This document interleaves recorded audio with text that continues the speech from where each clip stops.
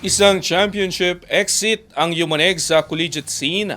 Parapong sumiwalay si John T. Miller sa San Beda. Ang tanong, ililipat na nga ba ang star player na ito sa UAAP? Ang ibang detalye alamin sa pag-abante ni Jake Miculob.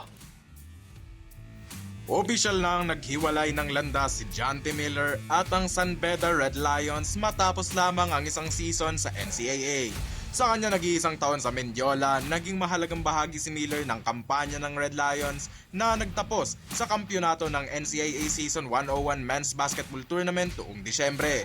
Gayunman, sa kabila ng matagumpay na takbo, tuluyan nang nagwakas ang kanyang pananatili sa liga. Kasunod ang kanyang pag-alis, agad namang napunta ang atensyon sa posibleng susunod na destinasyon ni Miller. Lumutang bilang mga potensyal na landing spot ang mga powerhouse sa UAAP gaya ng Dalasal Green Archers at UP Fighting Maroons, bagamat wala pang formal na anunsyo mula sa kampo ng manlalaro. Mayroon pang hindi bababa sa 2 taon ng collegiate eligibility si Miller matapos makapaglaro ng isang season sa Casper College sa Estados Unidos bago tumungo sa San Beda, dahilan upang maging kaakit-akit siyang target para sa mga koponang naghahanda sa susunod na collegiate season. Ano man ang kanyang piliing hakbang, inaasahang magiging malaking usapin ang magiging desisyon ni Miller, lalo na kung tatawid siya sa UAAP. Isang galaw na posible makaapekto sa balanse ng lakas sa liga. Ako, si Jake Miculob, Abante Sports, now na.